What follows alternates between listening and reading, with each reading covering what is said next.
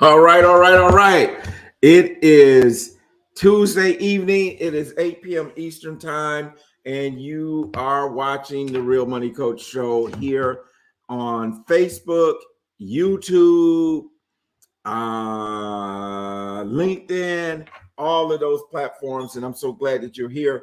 And you know what we do each and every Tuesday evening? We put in the chat where are we watching from. Charles is in the house. Charles, I think I sent you a Facebook request today, a friend request.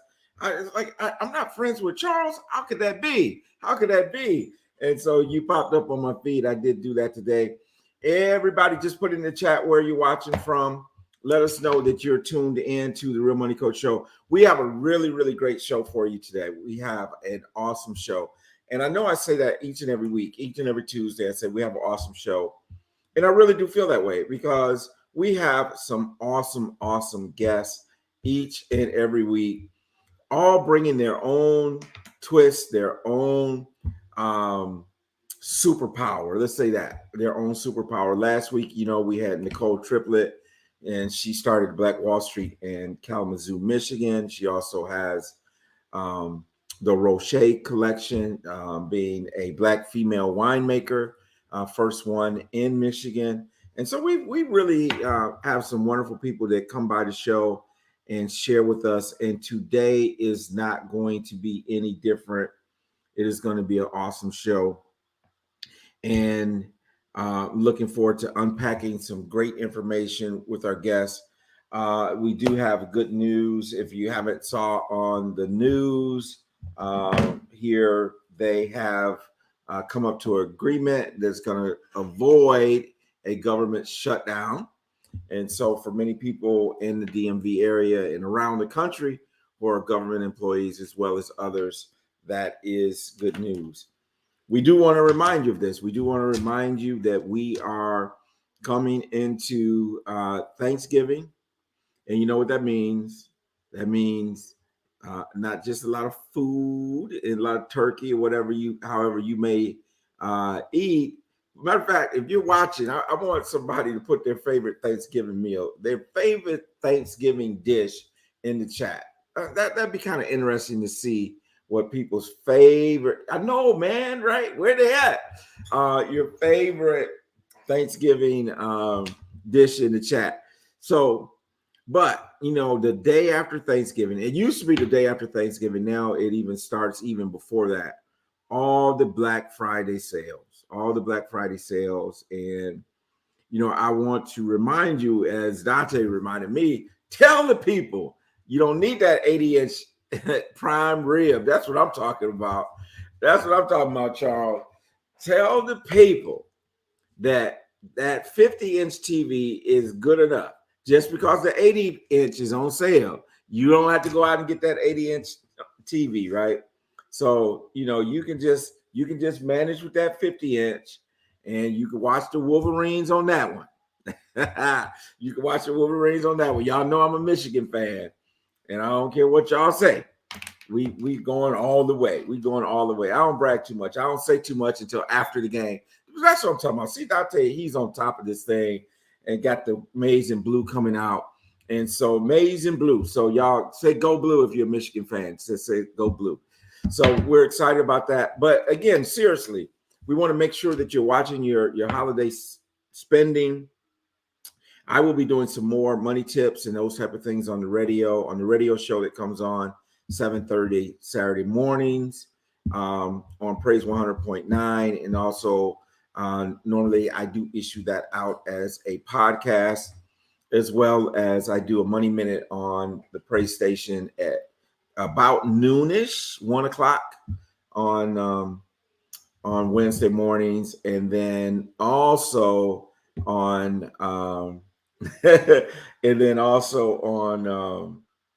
Monday morning on the R&B station with Olympia D. We do a money tip.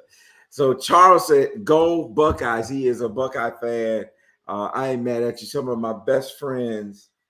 Well, you might be the only one. Now I got a couple Buckeye friends, to tell you the truth, Charles. So looking forward to that last Saturday in November when the Buckeyes and the Wolverines clash in Ann Arbor, Michigan. Thank you for being here from New York City. New York City's in the house. So we're coast to coast, right? So we're from New York to California. New York to California. That's pretty awesome as we spread across the country. So, a couple other things that are coming up that you need to be aware of. Actually, tomorrow, if you check into our private Facebook group, we'll post this tomorrow. I will be doing. You can also go to the BCG Black Couples Getaways. On tomorrow, I will be doing a webinar for them. And it is a your best moves for savings and retirement webinar. And so that's going to take place tomorrow at that's going to take tomorrow at 8 p.m. Like I said, you can go to Facebook, search for Black Couples Getaway. You can go to the Real Money Coach page and find that information out there. And it is a free webinar. It's also on Eventbrite. So if you go to Eventbrite, you can also register for the event there. So we have right now, we have quite a few people registered for it. We got approaching about 150 people registered for the webinar. Come on in and be a part of it, and we will have a great time. So listen, my co-host, y'all so familiar with Michelle. Michelle is traveling today, and so we don't have Michelle, but I have a super guest here. And this gentleman, and I'll tell you what, I want to give a shout out to Janice Edwards in California. Janice Edwards has been someone who's been on the show. I'm not sure that she's been on the show. She's been on a radio show. Janice is certainly a great media person in her own right. And this gentleman is connected with Janice, and she said he's in the Queen City and you need to meet him. And so I went and met him. We had a cup of coffee at Starbucks, and it's like kindred spirits, right? We sat there talking, and the energy was so positive that people were coming over and said, "Hey, we want to, man, we'd love to have a conversation you guys have." And it was very powerful. But Ephraim is he's a social psychologist. I'm looking at his book. I'm just reading you the bio from this book. This is a wonderful book. I've dove into it. It's from Legacy to Dynasty. Legacy to Dynasty. And then the tagline here is how to create generational wealth. And you know, we always talk about generational wealth, but do we really know what generational wealth is? How are you creating generational wealth? And, you know, we talk about the 4 pillars of intergenerational wealth transfer. And, you know, actually, this is very pertinent to this conversation. So our 4 pillars that we talk about of intergenerational wealth transfer, first of all, is having the proper assets, having the proper management of your current assets. That's talking about your budget. That's talking about having your credit right and not being, you know, your loans, you know, having good debt, not bad debt, all those types of things is that foundational piece. And then the next pillar of intergenerational wealth transfer is having the proper insurance and investments. So, you know, making sure that you have the proper insurance and investments. That's kind of one of the foundational pieces.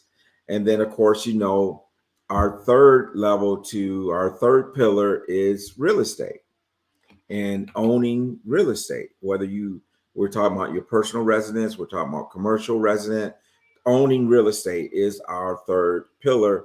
And then the fourth pillar, which is what really our show is going to be about tonight, is to have business development, businesses, owning businesses.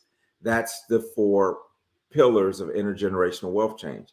Because when we think about it as a job, and we'll get into this conversation with Afam when he comes up, is that I could be at the C level, I could be at the top CEO, C-suite level in my job, but I can't leave that job to my son or my daughter or my granddaughters or my grandson, because I don't own that job. And so we're going to talk about this. And one of the things I'm going to unpack with our guest tonight is he said something on the radio that just kind of stuck with me.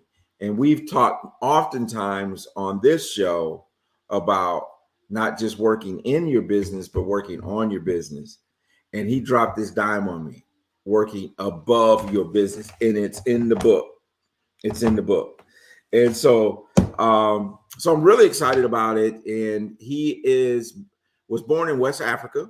He began his career as a corporate banking executive, which is now at what is now Africa's largest bank.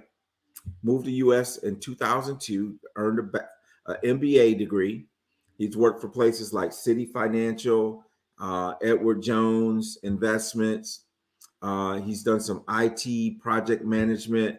He's an investor, a business consultant, a tech entrepreneur, and he helps business scale. He lives now in Toronto, Canada. And we're just blessed that he's in the Queen City for a few weeks. And let's bring him on stage. Afam. Look at that standing ovation. Look at that standing ovation in there. Is that real? That's pretty awesome. Okay, so how are you doing today, my brother? Well done. Hi, Tony. It's good to see you again. Likewise, man. So we man, you've been here. This is our third time that we've actually connected, and man, I've enjoyed every conversation that we've had, and so it's been rich. And so, man, what I'd like to do is, I ran through a little bit of your bio here, but what I'd like for you to do is just spend some time, if you wouldn't mind, just spending a few minutes, just going through, telling the people a little bit about your journey, where you're from, educational business background, and then we're going to start digging into some of the nuggets on this book. But just before we do that, just tell people a little bit about who you are and where you come from. Awesome. So my name is Afam Elue. Most people pronounce it like Adam, but with an F. So that's Afam. And what's interesting about my name is that it ties to the word legacy, which is the title of my book. I'm originally from West Africa, and what it means is my name will not be forgotten, which is what legacy is about. It has something to do with my dad being an only child, and was afraid he was going to lose his legacy. But after having 4 boys, he decided, my name is not going anywhere, so he named me Afam, right? So I started my career in Nigeria. That's where I was born, in banking, and then moved to the U.S. To sow my oats, as they say. Got my MBA from the University of Dallas in Texas, in corporate finance and information assurance. And when I met this girl, she made me move to Canada. So I had a family out there in Toronto. Them girls will make you move across the country into another country, bro. Right? I know. I went kicking and screaming too, kicking and screaming. I was working with Citi Financial at the time, and I told my bosses I was moving to Canada, and they're like, Canada? Why Canada? So they made me feel like, it was all, Mounties and polar bears up there. But, it's been great. I raised a family here and, went into financial services, or continued my financial services career in wealth management. And that's where I first saw like a gap in the industry, where the emphasis was on wealth preservation and not as much as wealth creation.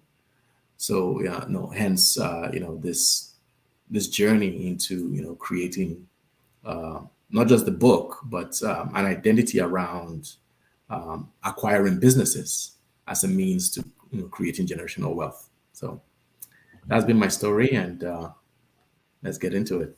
Yeah, I think it's pretty awesome, and just even what you just shared so far, because we do talk a lot about how to preserve our wealth, not so much about the creation of wealth, right? And what I like about your approach in the book is the fact that it is a different approach to business ownership than the normal course, right? Because the normal course is what we start a business, and most of the time, if it's a black or brown business owner or small business owner, maybe even you're bootstrapping it, right? So you start this business, you probably don't have the capital, and you're just bootstrapping it, and you're making this thing work. And so, how many of those businesses actually fail? It's a high percent. It's a high percent. So the statistics actually are that 90% of startups fail, and what's interesting is that 70% of those fail in the first 5 years, right? So that's a staggering statistic, and the odds are just so stacked against you, right? Because not only do you have to start up this entity and decide who your customers are, decide what your business model is, what your brand identity is, all of these things, who you're hiring. There's just so much, to go through to get to that success, level where you break even and make a profit and actually sustain not just your lifestyle but the business itself. So I think there has to be a better way. So then the challenge becomes, how do I scale this business? How do I scale this business and make it more than just getting by, right? And so Absolutely. um So we make a distinction between you running the business, not the business running you. yes. So let's talk about that. Let's talk about that, because one of the things that you mentioned that I really want to talk about is this concept of working above your business. So talk to me a little Absolutely. bit. What is that? Tell me. I mean, okay, so I'm working in my, because what happens is most of the time, most of the time we Yeah. become an entrepreneur, and Yes. so we've gone from a job owning us to us owning a job, right? Yes. Yes. And then we're grinding. It's a grind, right? We're grinding in that business. And I just want to give a shout out to all the small business owners out there that are grinding, because it can be a grind. Yes. But then we get to this point where we want to grow outside of that and start to work on our business. But you take it to another level and you talk about working above your business. So kind of Absolutely. explain that a little bit. What is working Yeah. above your business? Absolutely. So this is where you don't really have any position on the org chart. Okay. You really don't have any responsibilities except just being the owner. Okay. You might be involved in some strategic direction, some influence, but Mhm. the business is an asset at this point. Okay. It works for you. You've installed professional management, you've installed the right systems, and all of these things function independent of your presence. So that's working above the business, and that's where real wealth starts to be created, where you have this thing as an asset, okay, and not as a job. Well, it's interesting because if you talk to some people that have multiple businesses, right? You know, there's people that I know that they may have 5, 6, 7 different businesses. You can't work in each one of those businesses. It's just like it's not humanly possible to work in every one of those businesses. Absolutely. So So that's what kind what of you're level.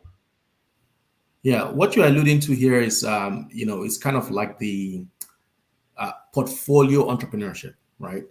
So you want to Mm, have a portfolio of companies, essentially, because when you get into the acquisition entrepreneurship space, it's not just about buying one business and one and done. What I'm encouraging here is that once you've done it once, you can do it 5, 6 more times. Okay, especially if you are strategic about your acquisitions.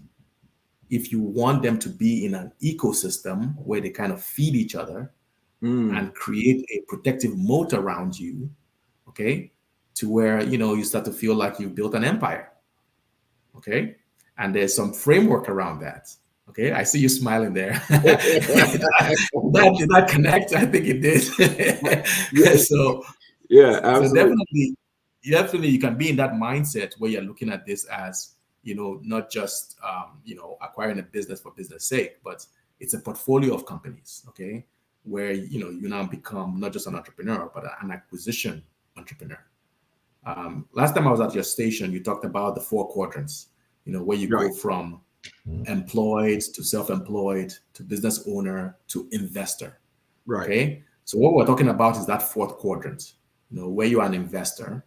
You just happen to be investing in businesses as opposed to shares in companies or, like in the stock market or in real estate or, any of these other investment opportunities, which are great. But, the exponentiality that can come from acquiring a business where you have influence is exponential. There's no limit. So, okay. So we have this situation where we have the business, um, and you acquiring the business. What are some of the key advantages? Let's talk about the advantages of that versus the bootstrapping. We're kind of alluding to it a little bit, but what would Right. you say would be some of the key advantages to the acquisition of a business versus starting one up? The first thing you want to avoid is the risk. Okay, so one of the biggest drawbacks of entrepreneurship is the risk. Okay, the risk of Mhm. failure, the risk of just kind of losing um, the time invested in it, right? But when you acquire a business, you can reduce tremendously the risk of of of entrepreneurship, because now you have a built-in audience. Okay, you have a product already dialed in, like you have a product market fit. Okay, this business has been around for more than 4 or 5 years. Definitely, there's they're customers, so you already have that built in. You have systems in place, you have employees, so there are things already there that you can actually take to the bank and say, "Can I have a loan, please?" Okay, and they will look at you differently than they will look at the startup. Okay, so again, the risk reward is much higher in acquiring an established business than investing your time and money and energy in a startup. Very interesting. I hadn't thought about the lendability of acquiring a existing business versus a startup. Um, and I that makes sense that's a different type of scenario there. So what I want to do is I want to unpack a little bit because we're talking about we're talking about this, and there's some gems in this book. I got highlights and I got underlined and all kinds of stuff going on here. There's some real gems in here. Let's talk about how do you identify a business acquisition opportunity, and then I don't know how you want to unpack this, but there's two things that are top of my mind right now. How do I identify the acquisition opportunity, and then how do I evaluate whether that is a profitable business that I want to acquire? Absolutely. So the first thing you want to do is understand what industry you want to go into. Okay, um, you know that's like from the very top. You really want to go into a space that you're comfortable, that you probably have prior knowledge, at least for the first acquisition, right? So like in your case, you are in wealth management and financial services. If you went and acquired a complementary business, it'll be something that you could easily speak to, right? You Right. could help it transition into your ownership. So that's one of the first things, is to decide what industry you want to go into, whether you have a passion for it, or you have an interest, or you have prior experience working in that space. So that's one. The second thing would be to identify um, an opportunity by what we call a motivated seller. Okay, Hmm. so this is not like your typical fund manager, private equity walking in with a mandate and a pile of money saying, "Look, we're going to buy up businesses. Okay, we got $1 billion," right? That's not what's happening here. Okay, this is micro acquisition, right? You are Okay. trying to buy something that is under $10 million. Okay, anywhere Okay. from 500K to about 10 million, just so that there's a growth potential.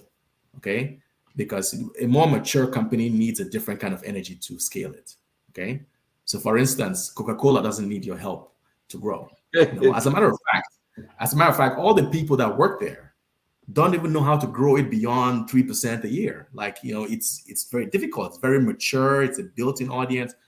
Where Right. they're going to grow to, right? So, the more mature, the less opportunity, right?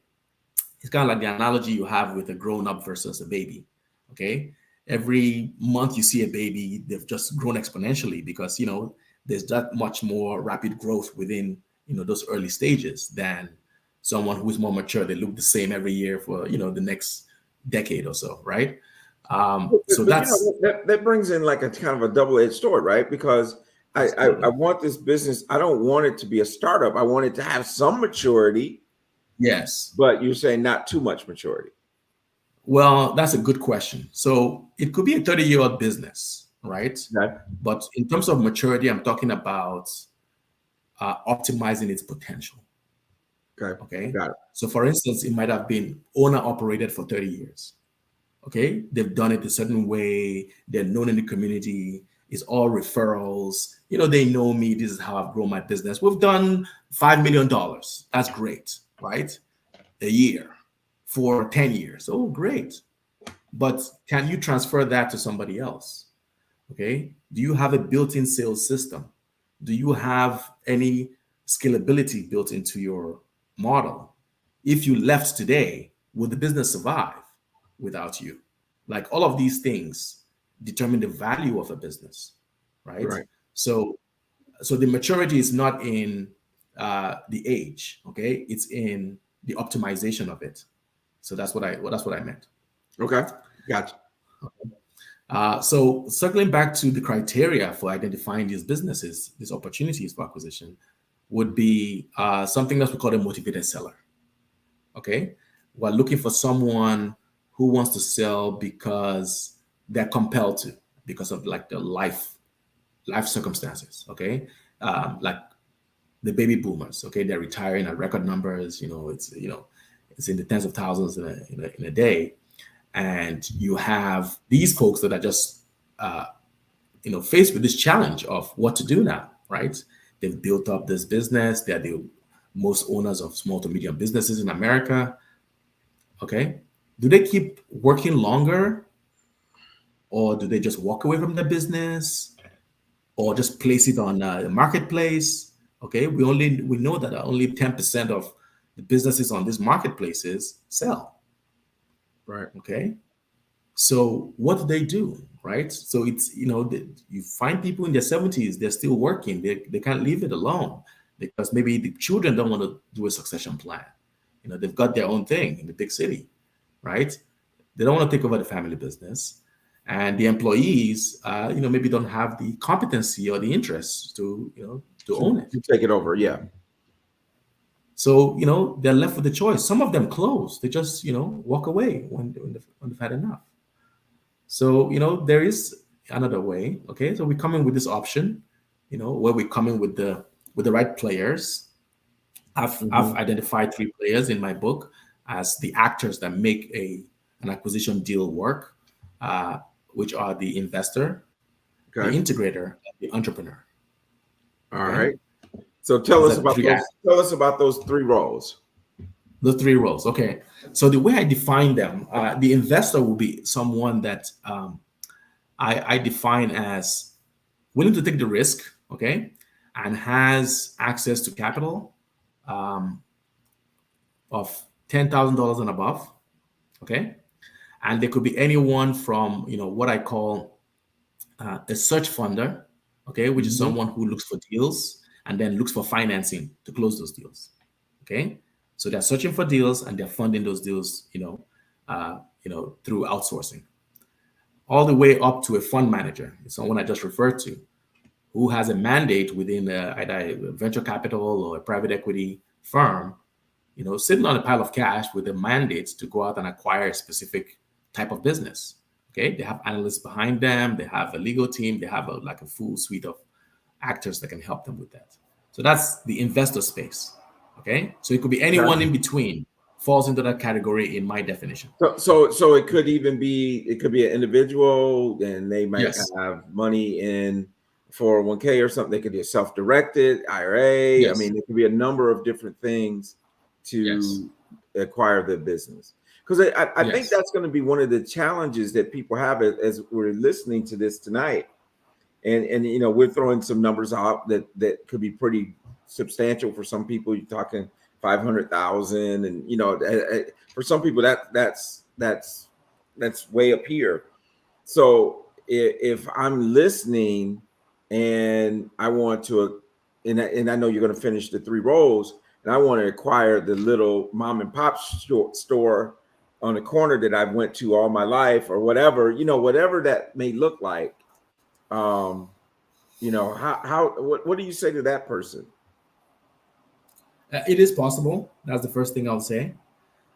You need the guidance. Okay, so I'm not here saying it's easy. It is simple, but it's not easy. Okay, so Einstein says make everything as simple as possible, but not simpler. Mm. Okay, Hmm. so it is simple, right?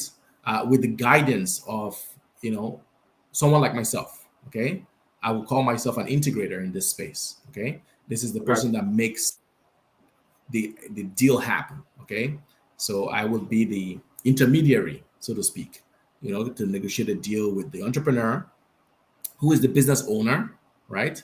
Um, that could structure the deal in a way that makes it manageable for all parties. Okay, where they get what they want as the business owner looking to walk away, and the investor to get what they want, and the people to run the company also get what they want. Okay, so that's sort of an art form. Okay, there's a science behind it, but there's also an art form.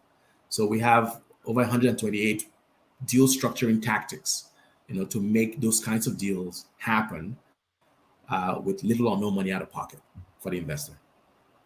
Little or no money out of pocket. Yes, sir. So if someone's thinking about, and I love what you said about inquiring or acquiring a business that is something that maybe you have experience, like you worked.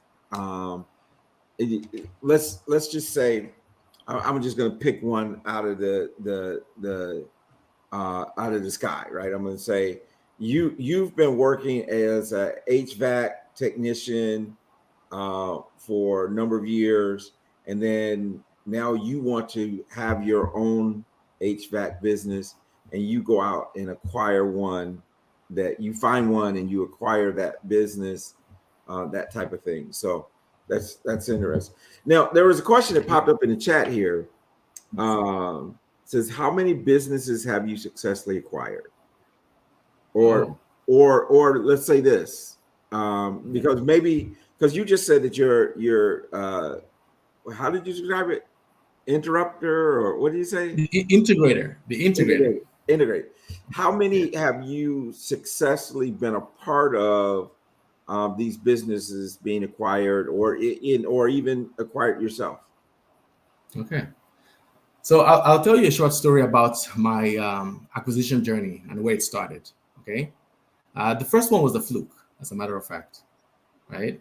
And alluded to the fact that you could be like a HVAC operator, and you went out and acquired something in that space yourself. So in my profession as a financial advisor, I had my first acquisition when someone was leaving the firm, and He had allowed me babysit his clients while he left the firm, and I ended up with that book of business, because yeah, the clients didn't want to leave after that, and the firm he had gone to didn't want our profile of clients. So that merged with my business, and it doubled it that summer, okay, overnight. Okay, that was over 10 years ago. So that was my first acquisition deal, and it changed my life. So that's the first one. I wouldn't take all the credit for the acquisitions I've done in the past little while. It's been 3 years old. I give it to my team because we're a team, and we've done dozens of acquisitions successfully in different industries. Personally, I have 4 in my portfolio, but with the team as an aggregate, it's dozens of acquisitions successfully done. So, what are some of the industries that you've seen or participated, or your team in? What's some of those industries? You mentioned financial services So being financial your. services, there's been a software as a service, so a technology company. Um, Currently, there's a Microsoft service provider because that's kind of my niche right now that I'm in the process of rolling up at the moment. So so my portfolio is specifically in the technology space, but we can help people with the same process across all industries.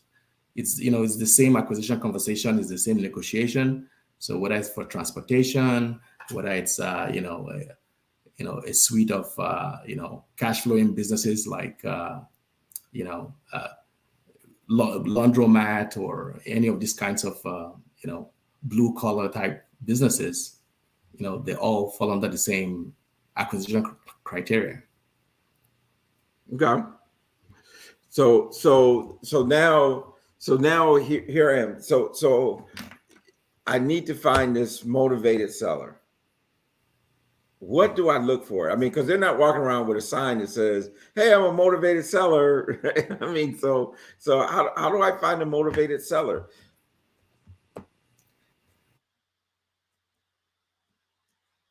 Okay, so that's a personal network.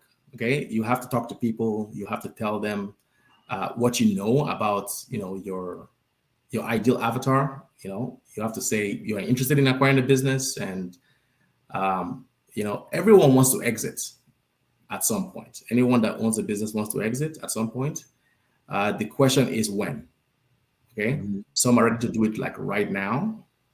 Others are looking at a 3 to 5 year time span, or at the outset 7 year, and some don't even think about it. Right? We don't want to have to deal with those people. We're talking about the people that have a time frame in mind. They're saying, "Let me expand this business between now and X amount of years, and I'll exit at some point." Okay, there has to be an exit strategy. So those are the people that you want to talk to. And once you drop that information into the mind of an entrepreneur, they're going to open up and they're going to tell you, "Okay, this is how long I have before I'm thinking about exiting, whether it's a partial exit or it's a full exit, any of those in between." The other way to do it is through a concerted marketing effort. Okay, so if you wanted to retain an intermediary, okay, like I've just described myself as an integrator, um, the idea would be to like send out outreach campaigns. Okay, whether it's through social media, whether it's through groups, or email. You ask people, if they're interested in selling their business, and you have the right data, you have quality data, and you start to invite them into conversations where you have a discovery call, and people will raise their hand. They'll raise their hand. They want to know what their business can be valued at today, what the potential is if they put in some efforts. All of these kinds of information can uh, come out of an active outreach campaign. So there are many ways to go about identifying opportunities. Because I think that there's a lot of complexities to it, right? Because I mean, but you said something that was very you said it's simple, but it's not easy, right? Yes. Um, So, and it kind of goes back to my question earlier, is evaluating that business, because that entrepreneur, that business owner, and then I'm an investor, we got to somehow come to agreement on the value of this business. And they may be here and I'm thinking it's here, because sometimes, that business is like our baby, and we think more of our baby than than the world does, right? And so how do you reconcile some of those types of things? That's more common than you think. So there's a sentimental value, okay, and then there's the, you know, True calculated. value. Well, yeah, you have intrinsic value. You have, so there's so many ways to value a company. You could use some metrics, uh, but again, during the negotiation, it's not about beating up someone over valuation, right? Because there is a range, okay, that is within reason, okay, for people. It could be outside the range. The metrics like this, okay. We have standards, industry standards, okay. So for an industry that has that's been identified within an industry, you can have a standard like 3 times revenue or 10 times, the profit or the EBITDA or these kinds of measures, right? And it could be anywhere within that range. And we can go back and forth as far as what qualifies as having the full valuation. However, it's not about the price, but it's also about the terms. Mm-hmm. So, when you're doing a negotiation with people, what you want to give them is a price that is, within, the range of reason, right? Like a fair range, but also they offer you the terms that make it comfortable for you to meet that pricing, right? So, it's a question of your price, my terms. Okay. Well, and I think that's very interesting, because my very next question was going to be, okay, yeah, I know what industry I want to go with. I go out and I find a motivated seller. We negotiate the price. Now, where the money coming from? That's always the question, is where am I, where am I going to get the capital? And I understand what you're saying, in terms of, banks are more willing to lend for established business than that. But, I need to acquire this business in a way and still make a profit, right? So talk to me a little bit about that. What would you say to that?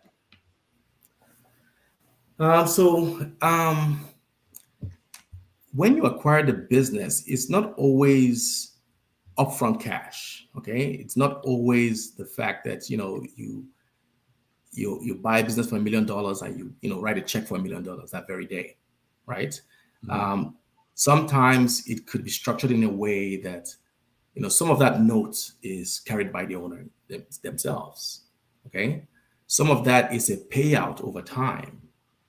Okay, so we have things like seller financing, we have earning clauses, we have so many different ways to structure a deal that doesn't put all the burden of the payments, in one go, essentially, right?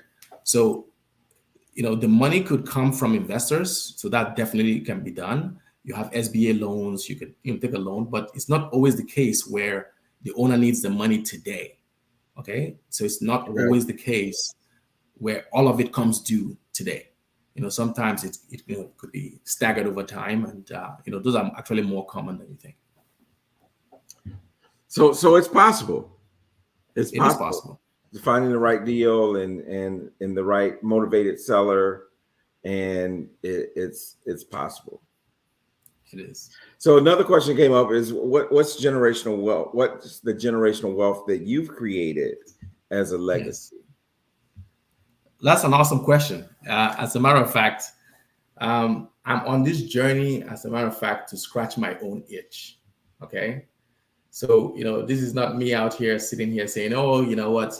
I'm sitting on top of the hill, come and join me. This is my journey.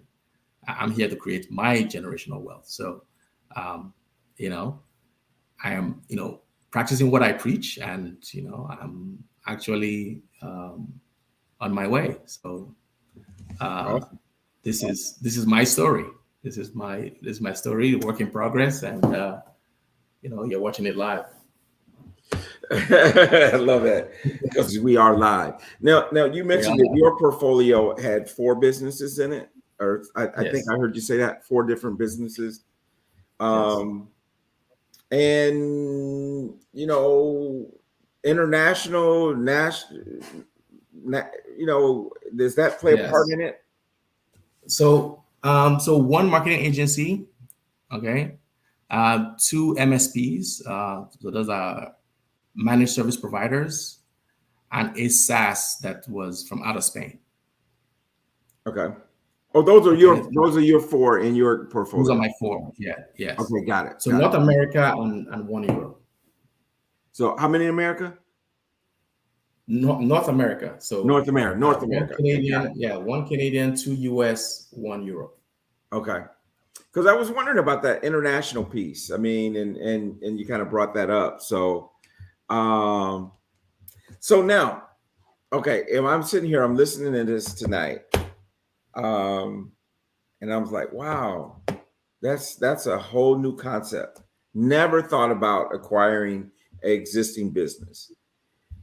What would you tell that person to do? What is the very next when they wake up in the morning? What should they start doing? Um, buy my book, I think. That's the first thing, right? All right, got it. Were you alluding to that? Oh, that's excellent. I was alluding to That's that. cool. Yes. So first thing is buy my book from legacy to dynastybook.com. It has all my best And ideas, we can right? put that. We can scroll that so that people can see the Okay, we website can where put it they in the can buy chat. the book, Awesome. um, Okay. and that type of thing. So, Yeah. that's step number 1. Buy the Step book. number 1, buy the book, get your mindset into the framework where we're operating from, because it's easier to have these conversations once you have not just the lingo, but you have the mindset. Because like I said, it's not easy, but it's simple. Okay. So I have a 10-step protocol that you walk through as far as from the discovery all the way to the closing and the integration afterwards. And it's 10 steps, right? But you just have to be ready for the journey of, you know, maintaining that energy, maintaining that consistency, that this is what you are doing. And, it does require a different, mindset. So, the first step is, get the understanding of what's possible. And then, we'll have a conversation about how to identify your ideal, um, criteria, your deal criteria, and then, how to qualify those deals, how to have those conversations, how to fund those deals, and, Mhm. negotiate them and run the companies afterwards. Okay. So it's not just to buy the company, but also to essentially figure out what the growth architecture looks like, post acquisition. So I think that's where the Okay. real magic happens. Now, there's a couple of interesting things that came up, and I think this is a really, really good question. The question was that one right there, Dante. Thank you. What about acquiring a franchise? Um, that's a business. Franchise is a business, and I appreciate that. I tend to shy away from those, okay, because those are like corporate entities, that are controlled by a different entity. Okay, they may be autonomous at the branch level, but there's a lot of control there. So I don't feel the most comfortable. Maybe this is just my level of experience, but um, I don't do franchises very well because they don't fit into that criteria. They're not owner operated or motivated seller. It's a corporate business, and this So is the kind of they have some limitations as a it has some limitations franchisee, around it. as a Yes. franchisee, there could be limitations there that could prevent some of the creative financing things like the owner finance, carrying the paper Or and even scaling the business. They could have some restrictions around how you market it, how you promote the business, what you can do and what you can't do. So it's very limiting, and in my and, opinion. and someone that had mentioned a little bit about your background. Maybe they came on a little bit of late. Um, Yes. in terms of how you got here, where you're from. Just kind of recap it real quick Yes. as we close Yeah. out. Yeah. Very, very, very quickly. Yeah. Yes. So my background is in financial services and technology. So I've been around wealth management. I've been around, personal lending, corporate lending, corporate banking, and then got into project management in the IT space, and Okay. became a Microsoft partner in the year 2000, and also got into acquisitions in the year 2000 because I saw the opportunity to actually create wealth through business acquisition, because that's what I heard. There are two ways to do it, speaking from the stage or acquiring a business. And I thought, why not do both? Right. Got it. So, one of what we're doing here is, this is a stage, right? We're speaking on stage, and also we're talking about business acquisition. So, we've got it covered both ways. And ultimately, I want to help people do the same as well as build my own portfolio. So that's what we're here. Now you mentioned West Africa. Which country? Nigeria. Nigeria. Yes, sir. Awesome. Yeah. So from Nigeria to Dallas to Canada, Toronto. Yes. Toronto, To Charlotte. Yeah. Yeah. Yeah. to Charlotte, and we love I'm back. Charlotte. I hope you love the Queen We love City. Charlotte. It's a wonderful, wonderful place. It's wonderful. Hard to Yes. leave, isn't it? It's hard to leave Charlotte. It's hard. I've been trying for weeks. Yes. Yes. Wow. That's a pretty personal question. With all the wealth management experience, what's your net worth? Are you wealthy? That's a pretty deep question right there. I know she's trying to expose me. No, I'm not there. I'm trying to get there, but we're going together. So that's the question then becomes, what do you consider wealthy? Right, because that's also very different for some people. Because some people say, well, shoot, if I get $100,000, I'm that's wealthy to me. Where someone else is wealth to me is $1 million or more, or some people it's 10 million. And that's the same thing when we start talking about small business enterprise. Technically, a lot of small business enterprise, depending on which organization that you're talking to, could be a business of 750,000 revenue or less. It could be 5 million or less. It depends on what entity you're talking to, what they consider a small business. Yeah. And sometimes it's measured by employees. Sometimes it's measured by the net revenue. And so there's a lot of different ways to kind of dig into that. So man, listen, go ahead. If you Google it, the definition has changed over the years. But in America, it's liquid assets of $2 million and above. That's the technical definition of wealthy. Yes. Okay. Gotcha. Yes. All right. Yes. So once again, man, just thank you for coming on the radio show, and also coming here tonight and explaining a lot of these things. And what I'm really hoping for tonight is that, and this is for a specific person, right, that may hear this information. It may ignite something in them. It's like, wow, I never thought about that. Never thought about maybe my second career might be to acquire a business or businesses. Okay, you mentioned having a portfolio of businesses and those type of things. So I just thought it was such a unique approach to entrepreneurship, because everyone is not necessarily meant to be an entrepreneur. And I've said many times on our show here, Afam, that just owning a business doesn't mean that you work in that business. Some people says, I'm not cut out to be an entrepreneur. I'm not cut out to do that. And that very well could be true, but you could be cut out to be an investor, to be an owner of the business and not necessarily working in the business. As you so eloquently said, you're working above the business. You're not even on the organization chart. You're above the business. I like love that that, whole concept. Any last nugget that you would like to share out of your book as we close out? Anything? Yes, so when we talk about legacy, it's really about timing for most people, right? So we're all living our legacy right now, and it starts now. Okay, we don't wait till we're ready to quit the job or we're ready to make that investment. You start thinking of your legacy today. It starts now, and let's go get it.